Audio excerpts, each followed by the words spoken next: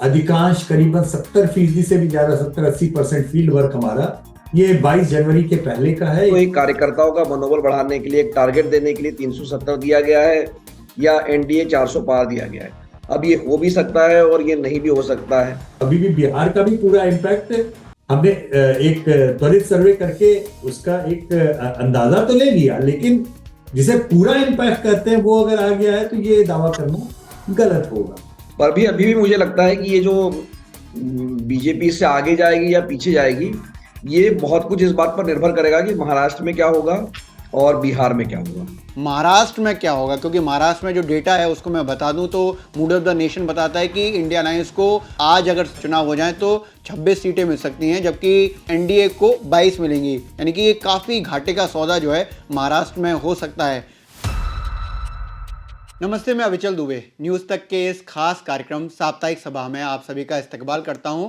एक बहुत ही इंटरेस्टिंग सर्वे हुआ है MOTN, mood off the nation, यानी देश का मूड क्या है, मिजाज क्या है, क्या कह रहा है देश, और ख़ास तौर पर आगामी लोकसभा चुनावों को लेकर सी वोटर ने ये सर्वे किया है और उसमें बहुत सारा डेटा आया है। ख़ास तौर पर जो डेटा आया है उसकी चर्चा हम कर रहे वाले हैं। All over the India data चर्चा करने वाले हैं। इसके अलावा जो स्पेसिफिक डेटा है उस पर चर्चा करने वाले हैं, और चर्चा करने के लिए हमारे साथ खास मेहमान हैं। हमारे साथ सी वोटर के प्रमुख यशवंत देशमुख जी हैं और तक चैनल्स के मैनेजिंग एडिटर मिलिंद खांडेकर साहब हैं। आप दोनों का खूब सारा स्वागत है आपके ही अपने शो साप्ताहिक सभा में। सबसे पहले यशवंत सर, मैं जिक्र करूं तो ये जो डेटा है, अगर प्राइमा फेसिया में सबसे पहले अगर कोई पूछता है तो यही पूछता है कि जी किसकी सरकार बन रही है, तो सरकार तो जो है आपका जो सर्वेक्षण है वो कह रहा है कि फिर से मोदी सरकार आ रही है। उनको 304 नंबर मिलेंगे, 71 जो है कांग्रेस को संभावित नंबर मिल सकते हैं। और इसके अलावा अगर कहें तो एनडीए को आपने बताया कि 335 और इंडिया को 166 नंबर मिल सकते हैं। सर्वेक्षण है, मिल सकते हैं जो शब्द है वो लगाना ज़रूरी रह जाता है। सवाल जो है वो यही है कि दरअसल जिस तरीके से ये सर्वे हुआ है उस पर तमाम लोगों ने अपनी नज़र दौड़ाई है और सबसे पहले यही जाना, यही पूछा कि इस हिसाब से तो जो सदन में प्रधानमंत्री जी ने जो दावा किया बीजेपी को 370 और एनडीए को 400 पार, वो नहीं मिलता दिख रहा है। चल, आपने एक जो साथ में करेक्शन लगाया है ना कि सर्वे है इतनी मिल सकती हैं, उसके जी। साथ एक लाइन और ऐड कीजिए, अगर आज चुनाव हुए तो इतनी मिल सकती है।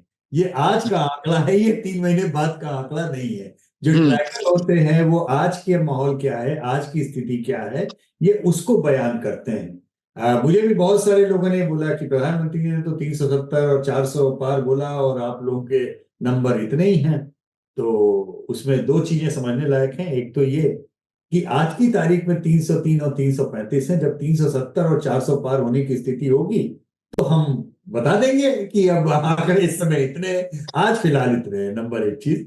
दूसरी चीज, ये बात सही है कि अधिकांश करीबन 70% से भी ज्यादा 70-80% फील्ड वर्क हमारा ये 22 जनवरी के पहले का है, यानी कि अयोध्या की प्राण प्रतिष्ठा महोत्सव के पहले का है। हालांकि में उसका भी इमोशन अटैच्ड है, लेकिन ये कहना गलत नहीं होगा कि अयोध्या का पूरा इम्पैक्ट इसमें परिलक्षित हुआ है, ऐसा कहना सही नहीं होगा। नंबर दो, तीसरी चीज, जैसा कि आप जानते हैं कि जब तक हम अयोध्या को समेटते तब तक बिहार हो गया, तो हमने बिहार का स्नैप पोल करके ये भी नापने की कोशिश की कि क्या इम्पैक्ट होगा। तो अभी भी बिहार का भी पूरा इम्पैक्ट हमने एक त्वरित सर्वे करके उसका एक अंदाजा तो ले लिया, लेकिन जिसे पूरा इम्पैक्ट कहते हैं वो अगर आ गया है तो ये दावा करना गलत होगा। और अब जिस तरह से चीजें बदल रही हैं उसमें तो लगता है कि आज जो आंकड़े दिखा रहे हैं वो आज दे दे, क्योंकि कल की तारीख में नई क्या चीज हो जाएगी ये आज हमको और मिलिंद को किसी को भी अंदाजा नहीं है। हर रोज कुछ नया घटित हो रहा है, कुछ ना कुछ बड़ी चीज हो रही है।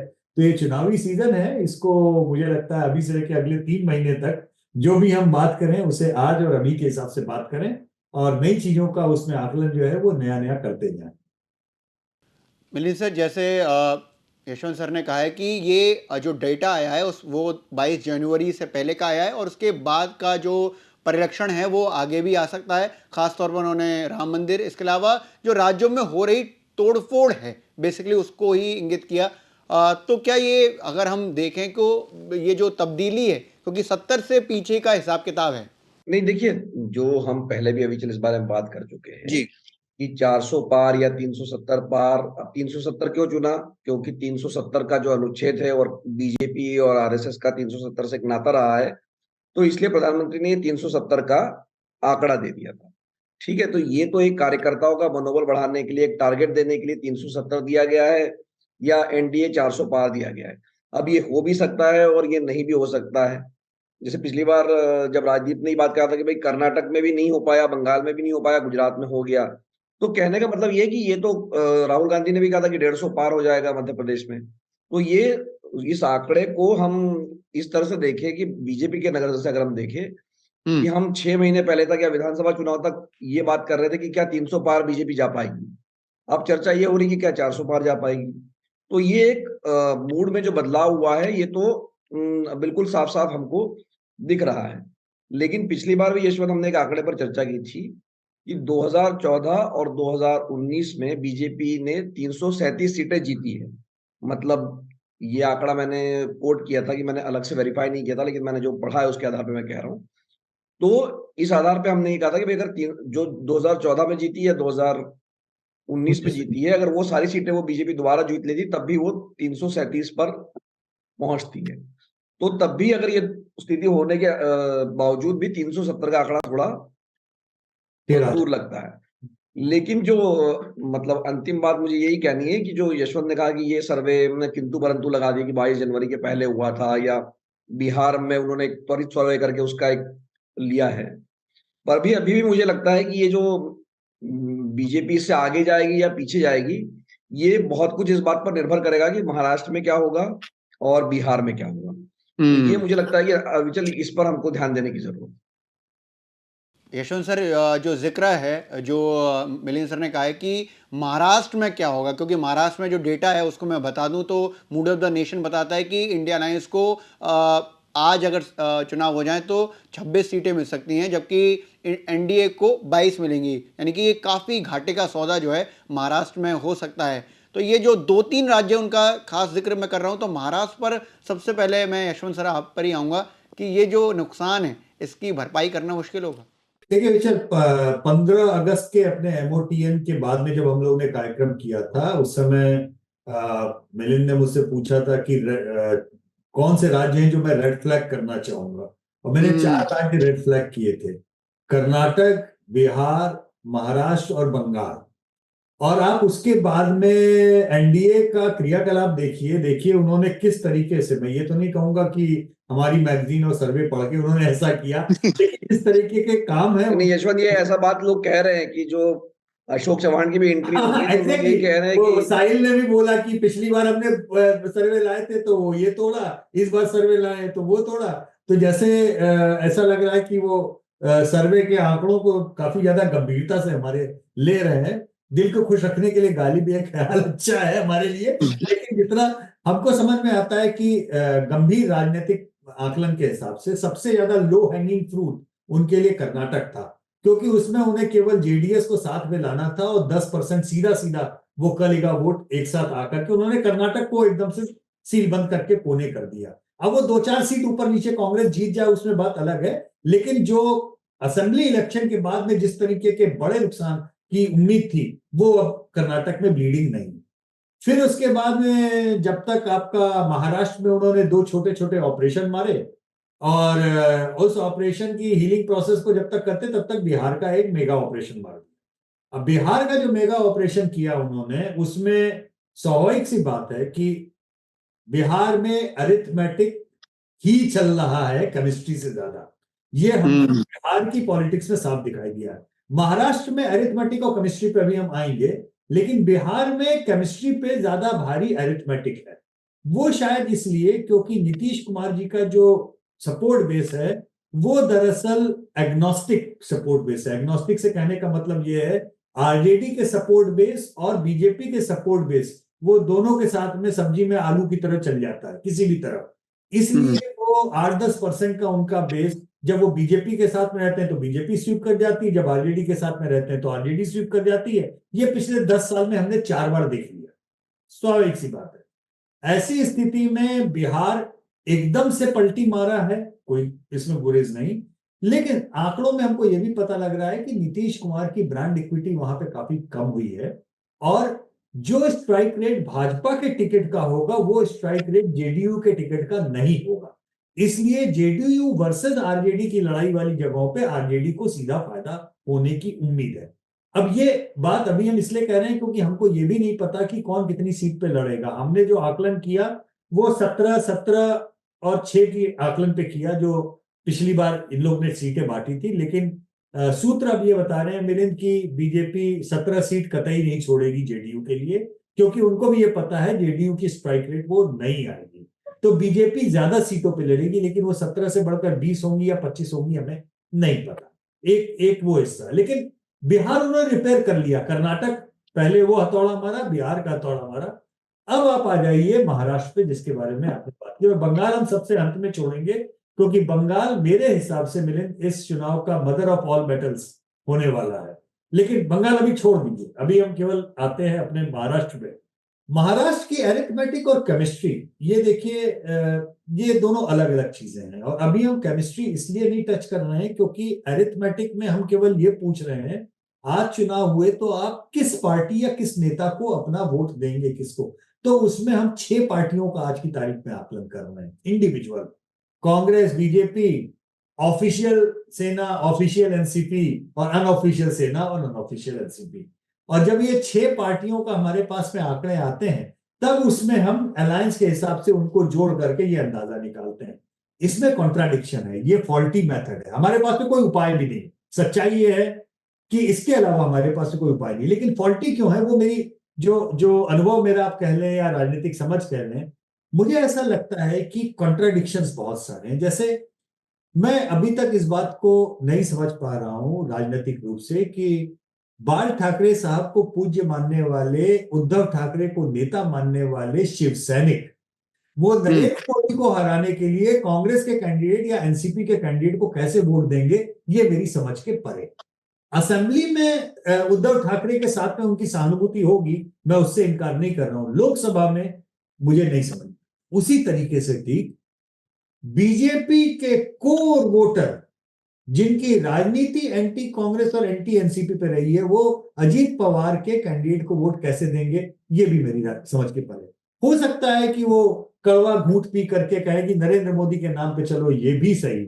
लेकिन कॉन्ट्राडिक्शन है, और ये कॉन्ट्राडिक्शंस का हमको तब तक समझ नहीं आएगा जब तक ये क्लैरिटी ना हो कि कौन सी पार्टी किसने टिकट पे लड़ रही है और उनके खिलाफ किस किस पार्टी के लोग चुनाव लड़ रहे हैं। तो जैसे मैंने बिहार का बताया, वैसे ही महाराष्ट्र में भी बीजेपी के टिकट का स्ट्राइक रेट वो मैक्सिमम होने वाला है। उसके बाद में शिंदे का, उसके बाद में अजीत पवार गुट का। शिंदे गुट और अजीत पवार के गुट पे स्ट्राइक रेट कम होगा। यही स्थिति दूसरी तरफ उधर की तरफ है। मुझे अभी भी लगता है कि स्ट्राइक रेट के हिसाब से जहां जहां पे कांग्रेस के सामने शिंदे सेना या अजीत पवार गुट के लोग आएंगे, वहां कांग्रेस का स्ट्राइक रेट बेहतर होगा। ये ऐसा मेरा मानना है, जितना मैं आंकड़ों में और उसमें रीड कर पाता हूं। जब तक अब फाइनल सीट का सेटलमेंट न हो, तब तक हम इसका सही कयास नहीं लगा सकते। और मुझे ऐसा लगता है, जब मैं प्रधानमंत्री मोदी और राहुल गांधी की रेटिंग को महाराष्ट्र में कंपेयर करता हूं, तो मुझे ऐसा लगता है कि महाराष्ट्र में बीजेपी के लिए ग्रोथ का बहुत क्लासिकल स्कोप है लोकसभा में। कम से कम लोकसभा में, विधानसभा में मैं नहीं जा रहा हूं। तो अरिथमेटिक भले ही अभी हमको विपक्ष को आगे दिखा रहा हो, हमारा केमिस्ट्री में मुझे लगता है कि जब चुनाव जब तक आएगा, तब तक मोदी के नाम की लकीर काफी आगे लोकसभा के लिए होगी। लेकिन साथ में वैधानिक चेतावनी बहुत साफ मैं ये भी दे रहा हूं कि वो जो लकीर है वो असेंबली इलेक्शन में काम नहीं करेगी। असेंबली इलेक्शन का गणित बिल्कुल अलग है। वो अलग तरीके से शतरंज की बिसात के ऊपर एक एक सीट की लड़ाई होगी, और उसके लोकसभा के आंकड़ों को असेंबली में रीड करने की कतई कोई भूल ना करे। मिलिंद सर, जिस तरह का जिक्र जो है यशवंत सर ने किया है, उसको हम लोग एक तरीके से 2 टिकट इलेक्शन कहते हैं इन इंडिया। मतलब कि असेंबली का इलेक्शन अलग होता है, पार्लियामेंट का अलग होता है। लेकिन जो उन्होंने एक जो थ्योरी बताई, और उसमें बड़ा इंटरेस्टिंग तरीका बताया कि कैसे ये जो नंबर्स हैं वो कांग्रेस गेन करेगी या बीजेपी गेन करेगी, क्योंकि एक दूसरे के पक्ष के विरुद्ध जाकर ये वोट देना होगा? नहीं देखिए, ये दोनों जो राज्य है बिहार और महाराष्ट्र, इतनी उथल-पुथल के बावजूद भी मुझे लगता है कि प्रेडिक्ट करना बहुत मुश्किल है। और हम्म। वो कारण उसका यही है जो यशवंत ने कहा कि कौन किस तरफ है, कौन किस सीट पर लड़ेगा, ये अभी तक स्पष्ट नहीं है। तो मुझे ये लगता है कि इसमें जो आपका सवाल है उसका जवाब देने से पहले जो मेरा अपना अनुमान है जी। कि जो हम कहते हैं ना कि हमारा खेल नहीं बनेगा, हम तुम्हारा बिगाड़ देंगे। हाँ, तो हम्म। बीजेपी ने एग्ज़ैक्टली यही काम किया है कि भाई चलो हमारा बने ना बने, मतलब बिहार में या महाराष्ट्र में, हमने तुम्हारा खेल बिगाड़ दिया।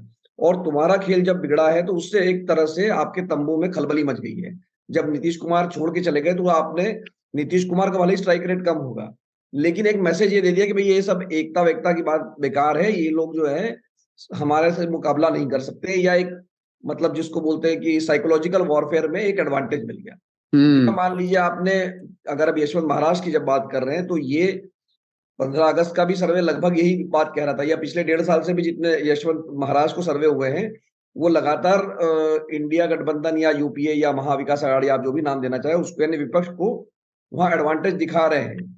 तो ये जब एडवांटेज है, इसके सामने आप बीजेपी का रिएक्शन देखिए कि पहले तो शिवसेना को तोड़ा गया था। फिर जो है वो काफ़ी नहीं लगा तो मान लीजिए एनसीपी को तोड़ा गया। अब हम्म। एनसीपी को तोड़ने के बाद में अगर ये लग रहा है कि भाई ये भी काफ़ी नहीं है, तो अब कांग्रेस में भी बड़े-बड़े नेता जा रहे हैं, मतलब कोई बीजेपी में जा रहा है, कोई शिंदे की सेना में जा रहा है। तो दोनों जगह अगर आप देखेंगे, चाहे बिहार हो या चाहे महाराष्ट्र हो, जैसे यशवंत ने कहा कि ये मैं सर्वे के आंकड़ों पे नहीं जाना चाहता हूँ, ये प्रेडिक्ट करना मुश्किल है कि किसकी केमिस्ट्री बनेगी या किसका अर्थमेटिक बनेगा। लेकिन बीजेपी का गेम बहुत साफ है कि वो दूसरे के तंबू में खलबली मचाना चाहते हैं, जो अब तक वो सफल रहे हैं।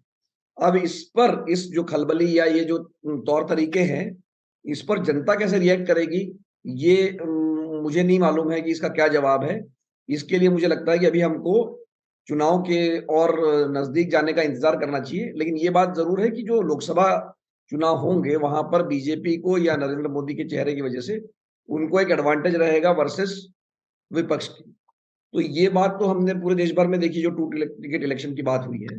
और जो दुविधा जो यशवंत ने बताई कि भाजपा का समर्थन कैसे अजित पवार को वोट डाल देगा, या जो शिवसेना का समर्थक है वो कांग्रेस को कैसे वोट डाल देगा। तो ये बड़ी खिचड़ी है, इसमें से पककर क्या निकलेगा, ये बड़ा मुश्किल जवाब है इस समय।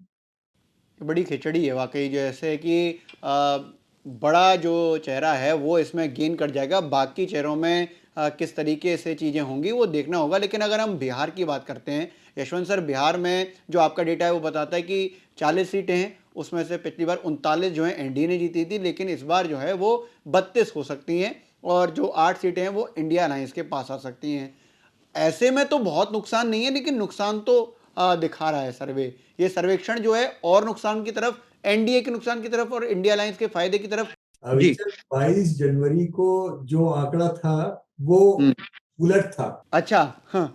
हाँ। मैं आपको ये बताना चाह रहा हाँ, हूँ। मैं समझ गया आपकी बात। तो 22 जनवरी को आंकड़ा था वो लगभग उल्टा था।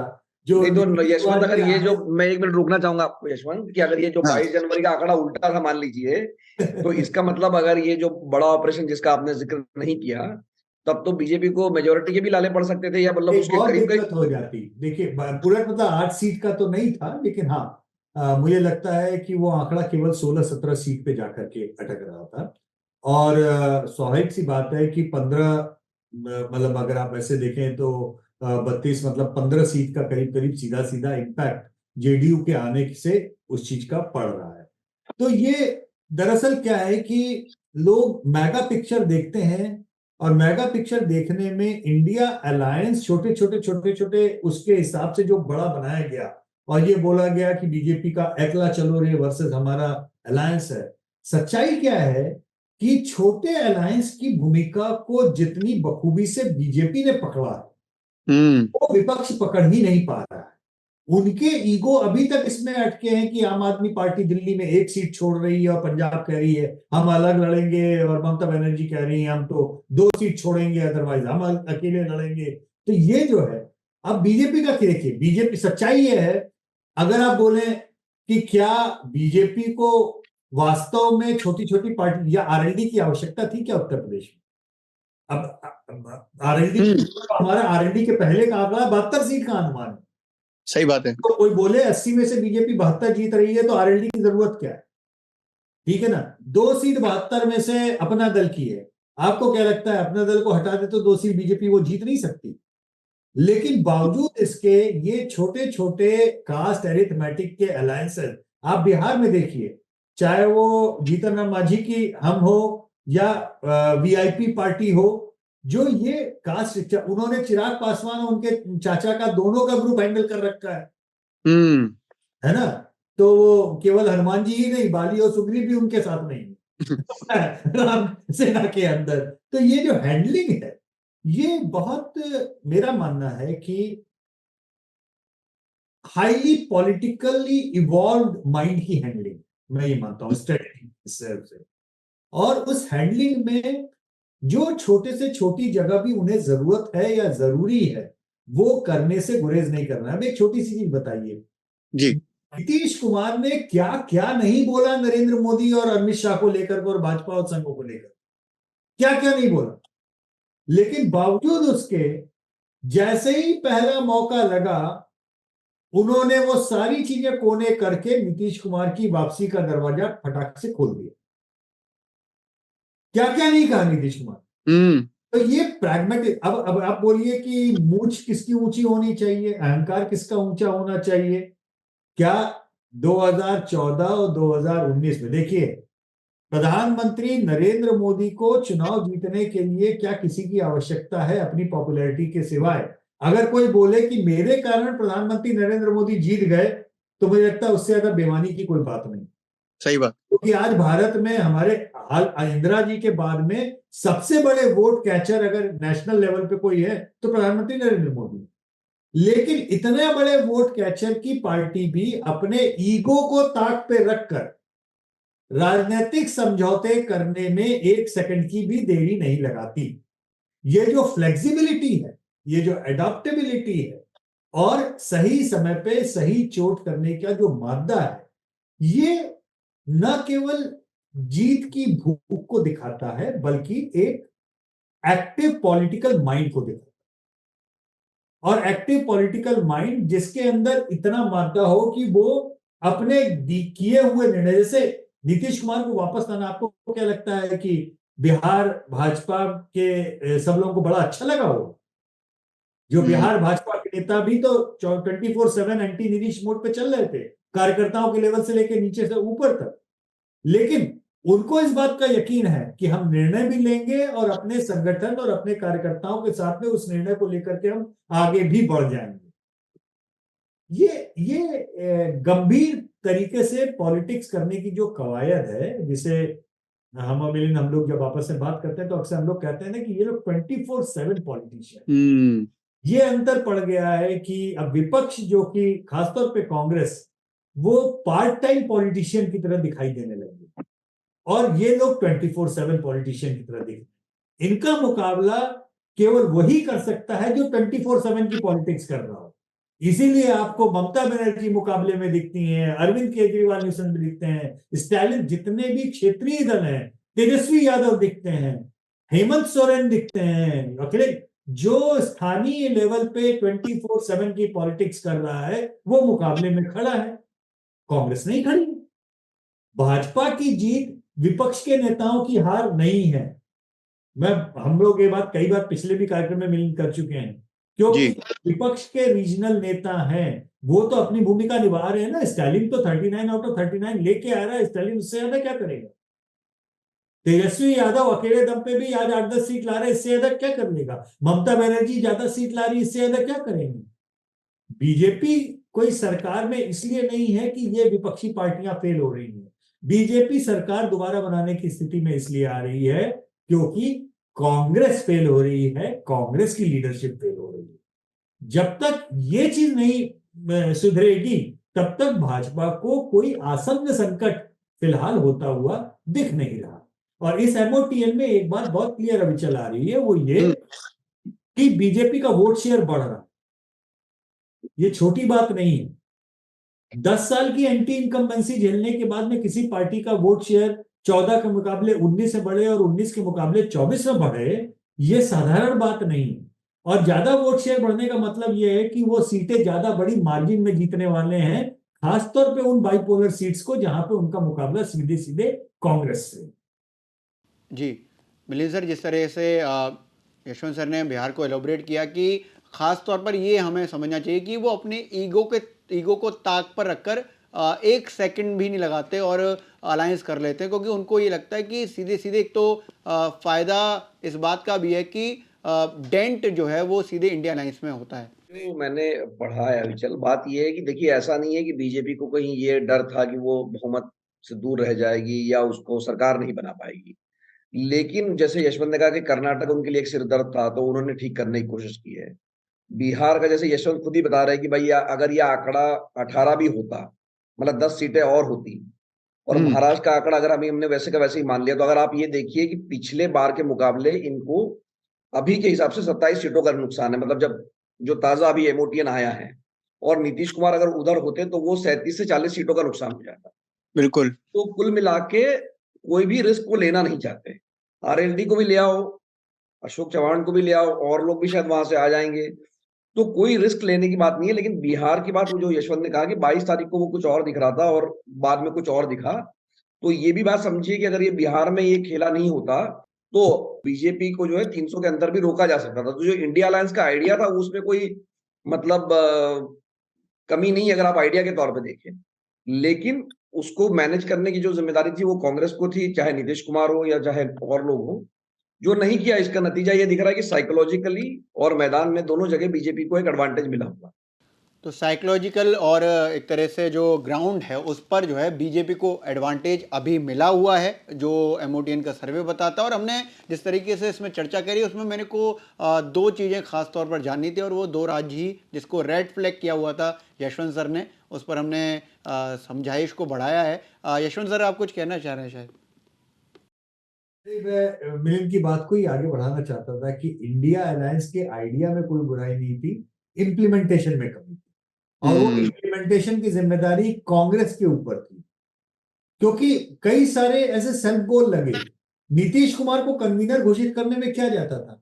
अगर नीतीश कुमार को कन्वीनर भी घोषित कर देते और खड़गे जी को प्रधानमंत्री का उम्मीदवार भी घोषित कर देते, दोनों ही अच्छे कदम होते। खड़गे जी का अगर उम्मीदवार घोषित किया होता, ममता बनर्जी की बात को मानकर, एक अगर दलित प्रधानमंत्री उम्मीदवार के खिलाफ कोई बीजेपी कैंपेन ही नहीं कर पाती।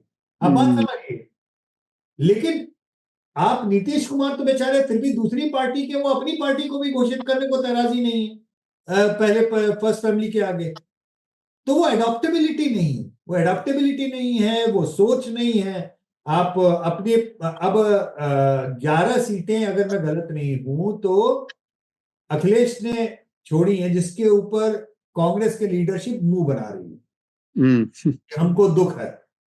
पहली किश्त है। 11 कैंडिडेट है क्या, पूछिए उनसे जीतने के लिए। 11 कैंडिडेट, 11 सीट भी कांग्रेस अगर लड़ेगी तो 5-6 सीटों पे उनको समाजवादी पार्टी से कैंडिडेट लेकर के अपने टिकट पे लड़ाना पड़ेगा।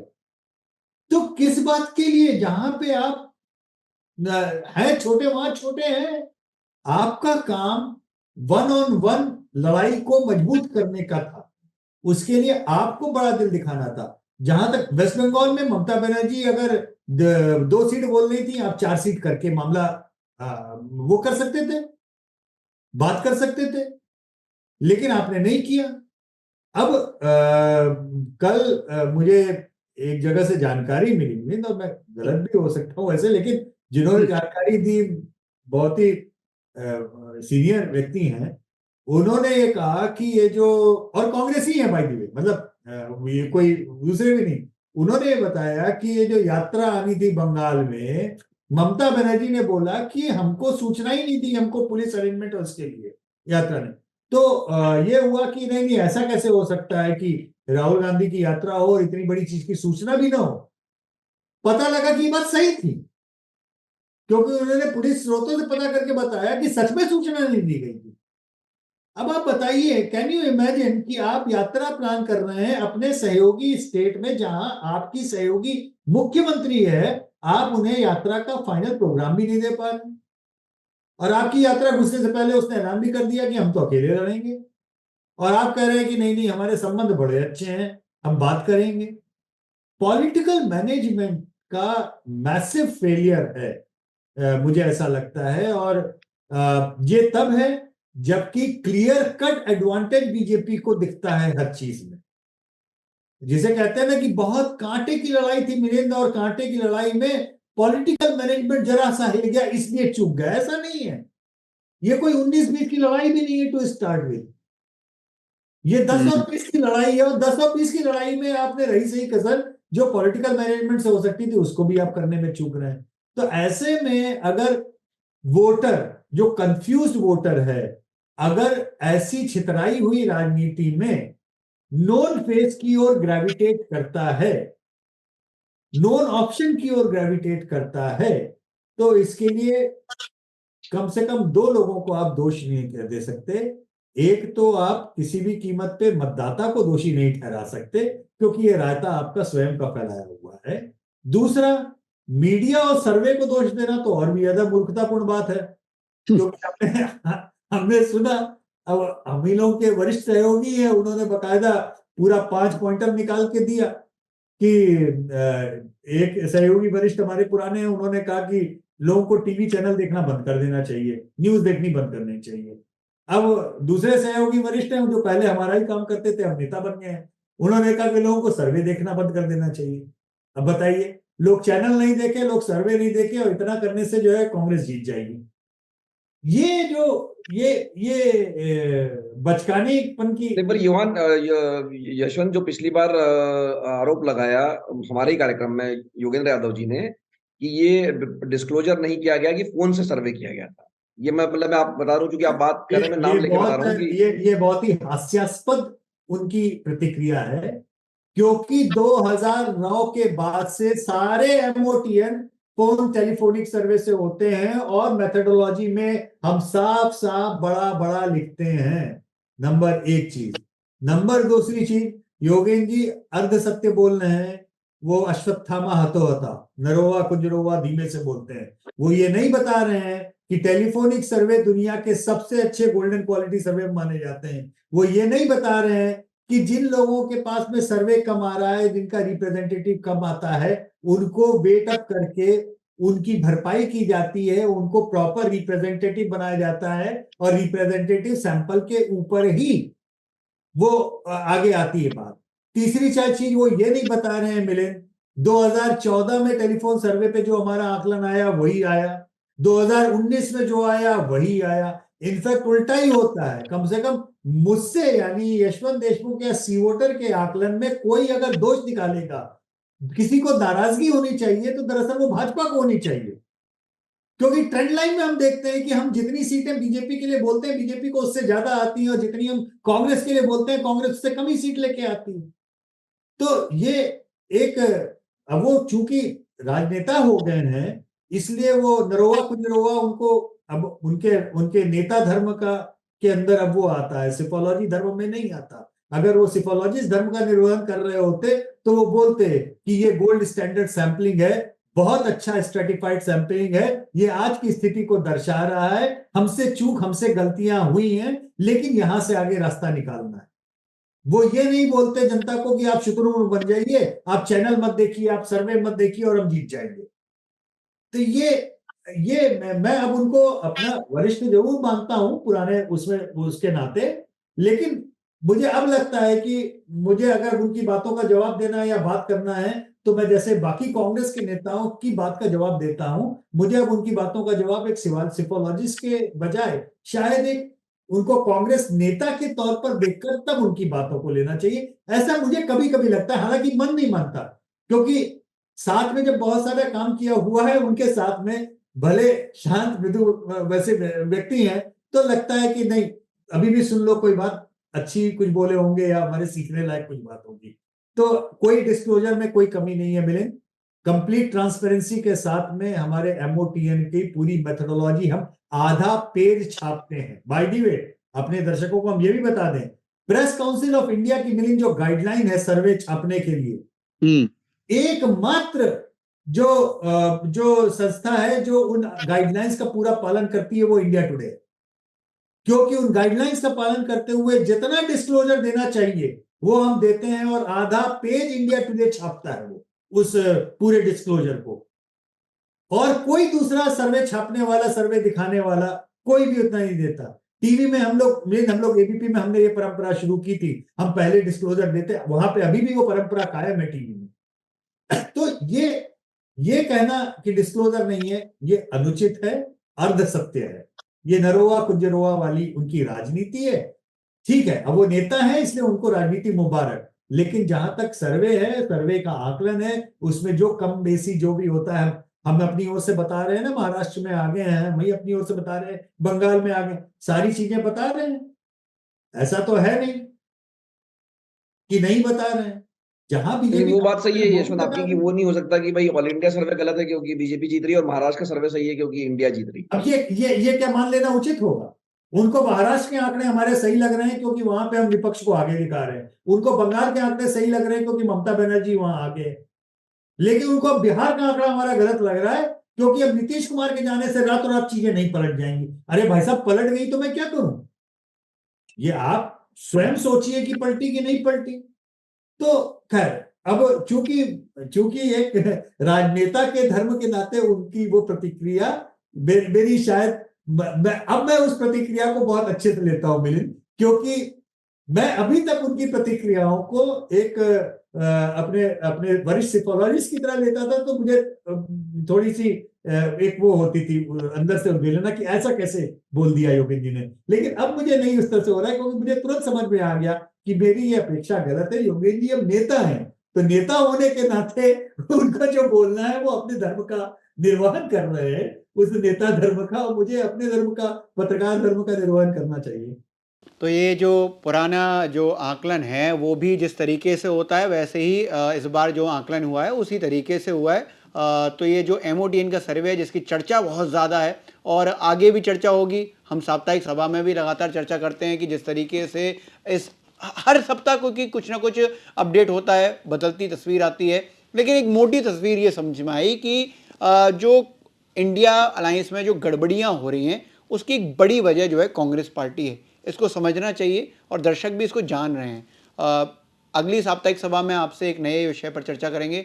अभी मिलिंद सर आपका खूब सारा शुक्रिया, और सबसे ज़्यादा यशवंत सर आपका खूब सारा शुक्रिया कि आपने बहुत सारा जो डिस्क्लोजर है बहुत क्लैरिटी से बता दिया। और एक इंटरेस्टिंग बात जिससे मैं इस कार्यक्रम का जो है समापन करूँगा कि आपने अश्वत्थामा का जिक्र किया। हिंदू माइथोलॉजी में ये जिक्र है कि कलयुग में अगर कोई मौजूद है तो वो अश्वत्थामा ही है। तो इसका जिक्र जो है मैं और आगे भी करता रहूँगा। साप्ताहिक सभा जो है लगातार चलती रहेगी। सभी जुड़े, सभी का खूब सारा शुक्रिया। आगे जुड़ेंगे ऐसा पूरा विश्वास। बहुत बहुत धन्यवाद।